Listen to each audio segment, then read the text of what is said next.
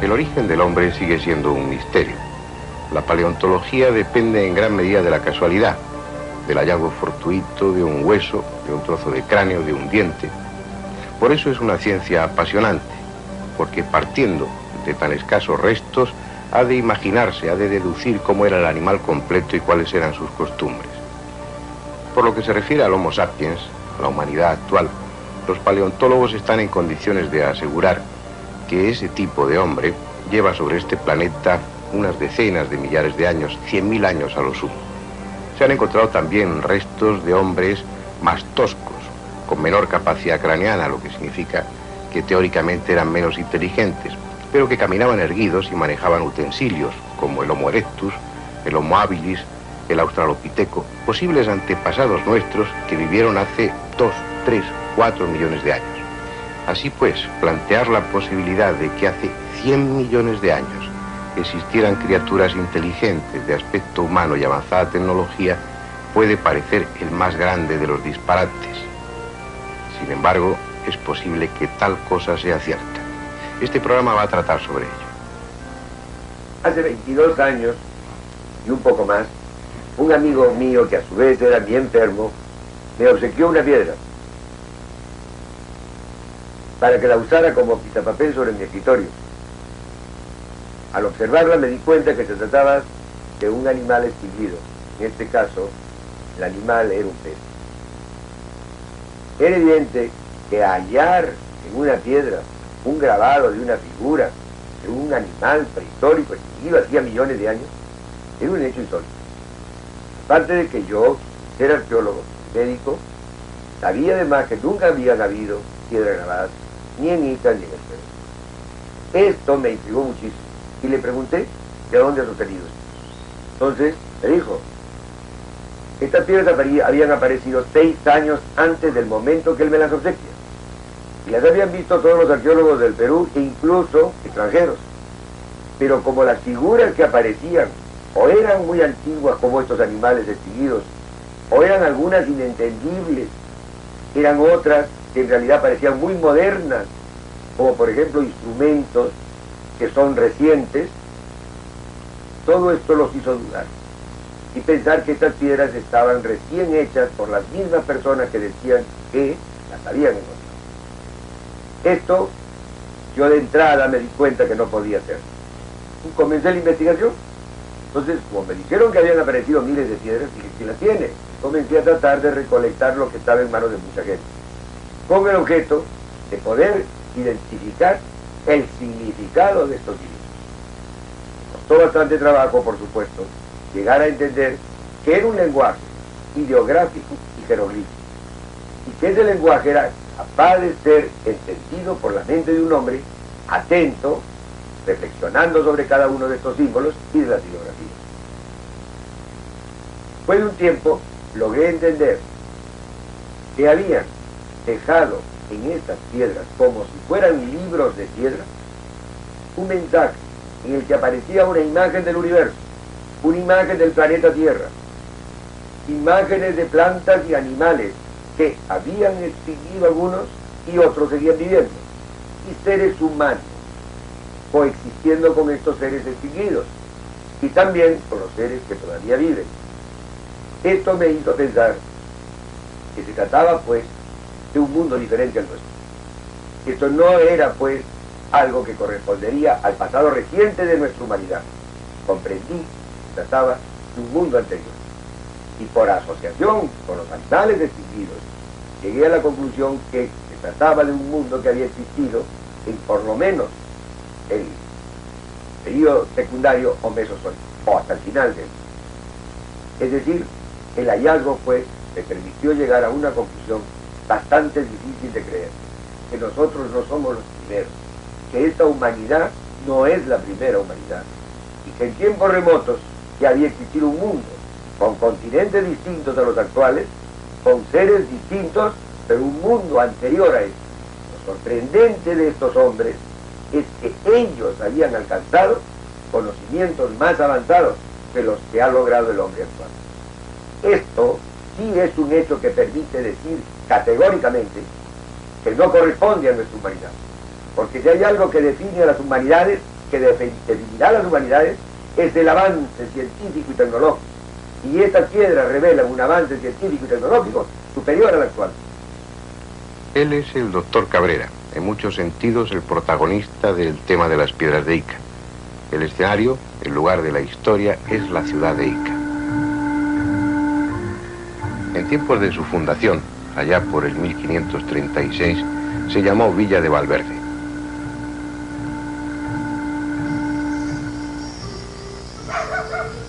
Poco queda de la ciudad original. Un terremoto la destruyó en 1664.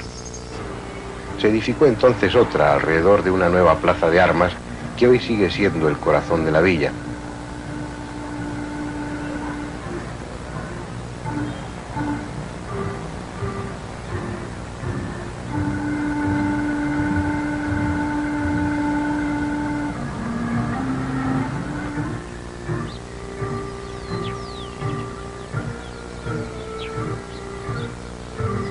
Dicen que en torno a ella hay una constante primavera.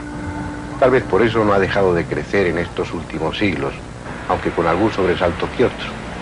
En 1963, un desbordamiento del río Ica se llevó por delante barrios enteros y otros nuevos fueron edificados.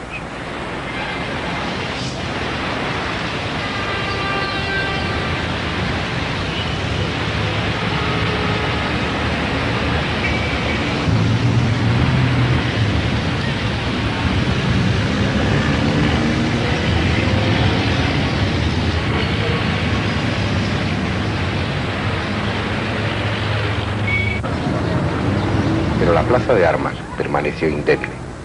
Es en ella donde el doctor Cabrera tenía su consulta, transformada hoy en almacén museo de las piedras.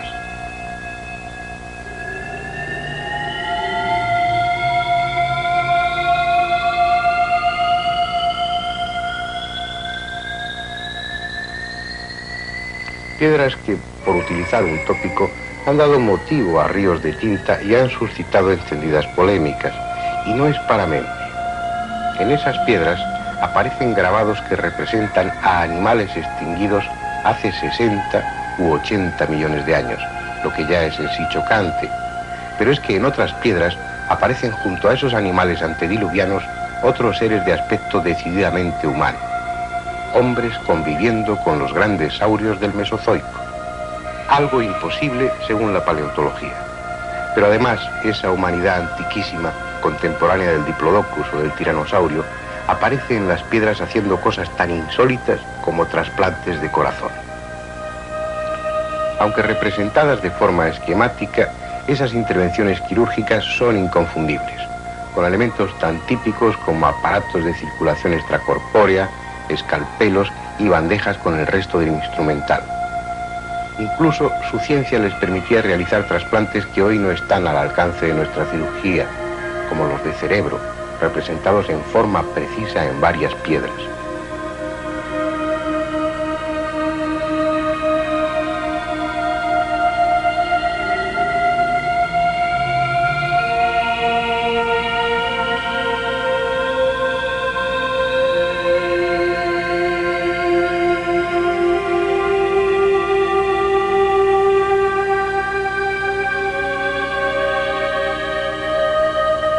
En otras, esos presuntos humanos del Mesozoico se dedicaban a tareas igualmente avanzadas, como a observar el firmamento a través de un telescopio.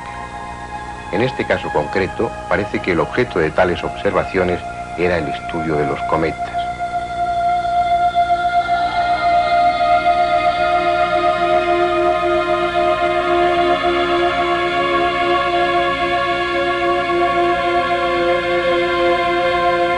Por si fuera poco, en otras piedras puede verse lo que probablemente era la Tierra de aquella época remota, con unos continentes de forma y distribución muy diferente a la actual, en los que están representados hombres de distintas razas y animales actuales y extinguidos.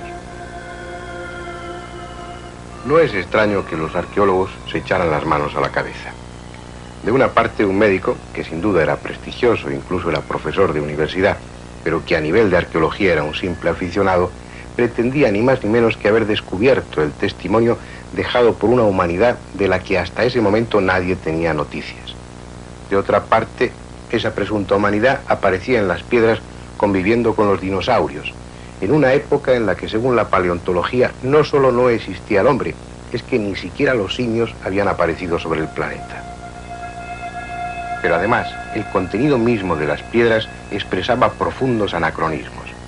Un desacuerdo entre el supuesto nivel técnico de aquellos hombrecitos de cabeza grande y cuerpo rechoncho y la utilización de instrumentos primitivos. Por ejemplo, en una de las piedras, cuyo desarrollo estamos viendo ahora, dos hombres vestidos con una especie de rústico bañador y cabalgando en un pájaro rígido y extraño, observan con catalejos a los dinosaurios, en tanto que otro clava un puñal a uno de ellos. Que una sociedad capaz de realizar complejos trasplantes de corazón y de cerebro no disponga de otro medio para acabar con los dinosaurios que un simple cuchillo, era ya demasiado para un investigador académico. Así pues, los arqueólogos rechazaron las piedras de Ica sin entrar en mayores consideraciones. Entretanto, el doctor Cabrera iba acumulando centenares de piedras que le proporcionaba un labrador de Opucaje llamado Basilio Uchuya. Por los suelos o en estanterías, con un peso que iba desde apenas 100 gramos hasta la media tonelada, aquellos cantos grabados iban agrupándose en series que se referían a distintas materias. Las había sobre astronomía, sobre medicina, cirugía, botánica, zoología. Daba la impresión de que, tal como pretendía el médico de Ica, aquello fuese una especie de biblioteca de piedras en la que una humanidad remota había dejado el testimonio de su paso por la Tierra y del nivel que sus conocimientos alcanzaron.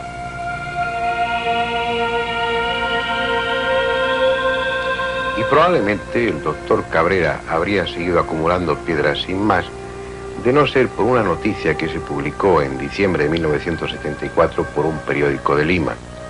En ella un autor francés, Robert Charroux, daba información sobre el tema de las piedras, calificaba a Ica como cuna de la humanidad y decía que Cabrera era algo así como el mayor revolucionario de la historia de la paleontología. Así pues, los periódicos enviaron sus reporteros a la pequeña ciudad y Cabrera y sus piedras pasaron a las primeras páginas. La reacción oficial no se hizo esperar y a las pocas semanas se desató una auténtica persecución contra el médico. Se ridiculizaron sus piedras y se afirmó que todo era un fraude. Los campesinos que proporcionaban los cantos grabados a Cabrera fueron interrogados por la policía y el principal proveedor, Basilio Uchuya, confesó que era él quien las grababa. Los arqueólogos respiraron aliviados y sobre la cabeza de Cabrera cayó el descrédito. Y ahí habría terminado la historia de no ser por la tenacidad del médico de Ica y porque a muchos no nos convenció la explicación. Había demasiados puntos oscuros. El primero de ellos es el enorme número de piedras. Cabrera posee en su museo unas 15.000, pero hay además otros coleccionistas y un número considerable de ellas han salido del país como souvenir. Hablar de 35 o 40.000 piedras no es exagerado. Y no todas son pequeñas.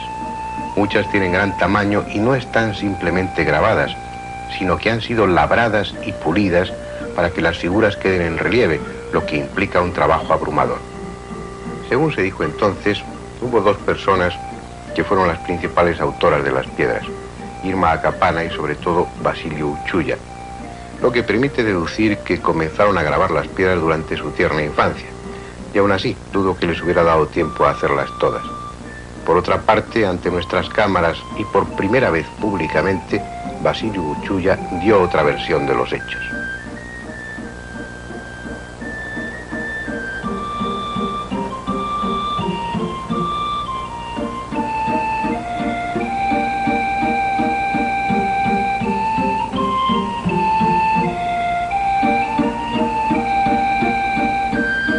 Basilio, las piedras que tiene el doctor Cabrera en su museo, ¿las hace usted?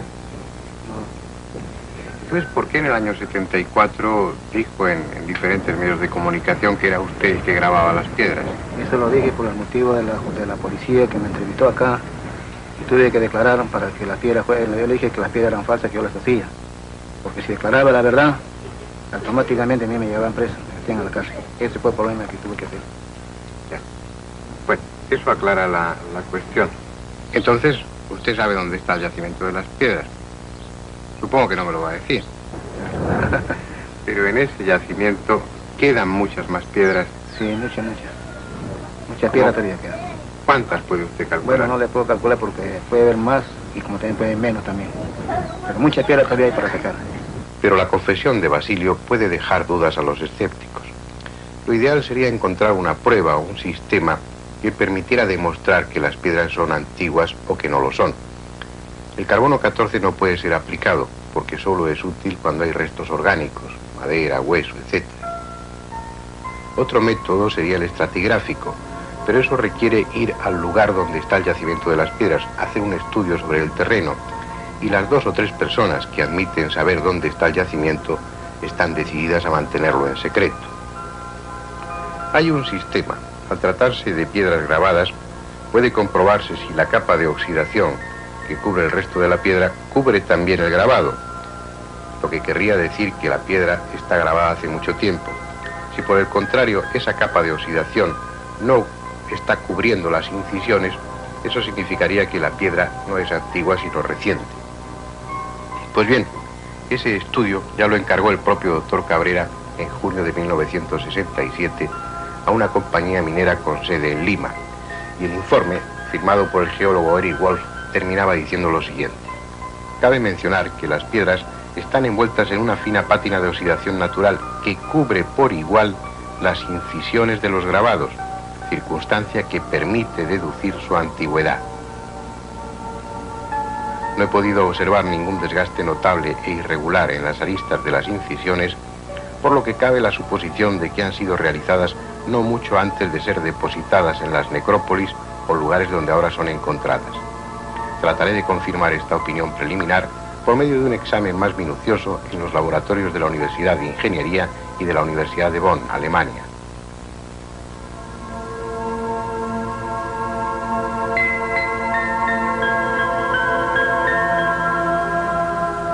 El 28 de enero de 1969 llegaba ese segundo informe, firmado por el profesor Frenchen de la Universidad de Bonn. En él se decía que esa capa de oxidación efectivamente cubre por igual la piedra que las incisiones, lo que quiere decir que las piedras no son actuales. Lamentablemente este método no permite determinar hasta qué punto son antiguas, simplemente que tienen una relativa antigüedad. Así pues, puede que haya piedras actuales grabadas por los campesinos de Opucaji, pero también es cierto que hay además piedras antiguas. Pero no solamente cuenta la antigüedad, también cuenta el contenido. Las instituciones oficiales se sintieron muy satisfechas cuando Basilio confesó que las hacía él y que los aurios los había copiado de un libro del colegio de sus hijos. Y uno no entiende que los arqueólogos se conformaran con esa explicación, a no ser que estuvieran deseando dar un carpetazo al tema. Porque en centenares de piedras hay una gran variedad de animales del Mesozoico, muchos de ellos en diferentes fases de su evolución, hasta el punto que puede deducirse al observar los grabados que algunos de esos tipos de saurios no se reproducían como reptiles, que es lo que la paleontología afirma, sino como anfibios.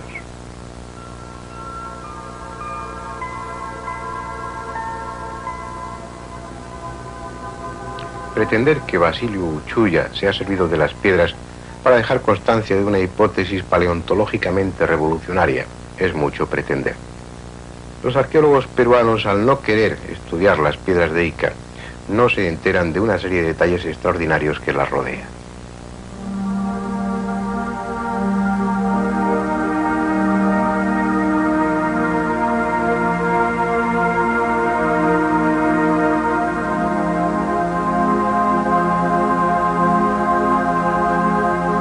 Uno de los inconvenientes de las operaciones de trasplante es el peligro del rechazo. Eso ha motivado numerosas investigaciones, entre ellas una muy interesante de 2 médicos del Royal Hospital de Liverpool que practicaban trasplantes a los animales de laboratorio y evitaban el rechazo transfundiendo sangre de una hembra embarazada al receptor de ese trasplante. Eso tiene un fundamento. Durante el embarazo, la hembra está alojando un organismo distinto, el feto, que tiene un código genético diferente y sin embargo no lo rechaza. Eso sugiere que en la sangre de la hembra embarazada debe haber una hormona que impide el rechazo.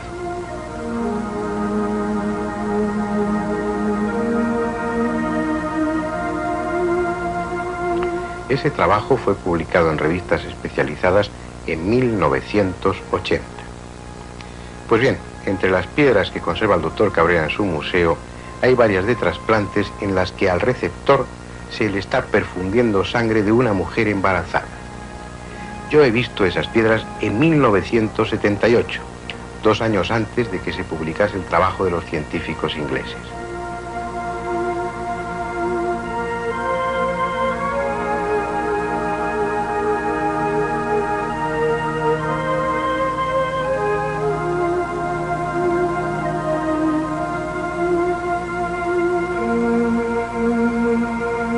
¿También eso habrá que atribuirlo a la genialidad del campesino de Ocucaje? No, cuanto más se estudia el tema de las piedras de Ica, más argumentos se encuentran a favor de su autenticidad.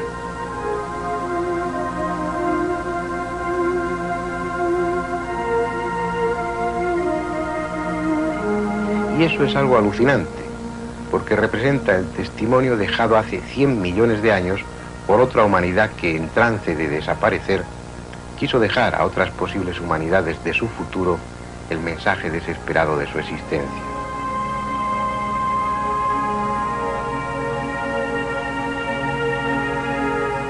Por lo que en esas piedras está representado, su nivel científico y técnico fue extraordinario.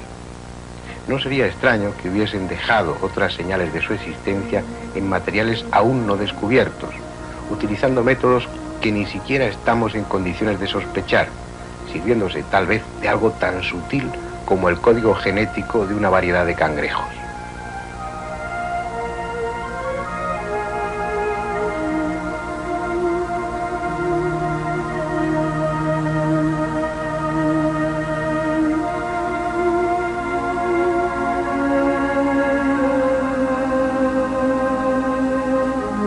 ¿Quién sabe? Hasta lo aparentemente absurdo puede ser realidad. Las piedras de Ica son una buena prueba de ello.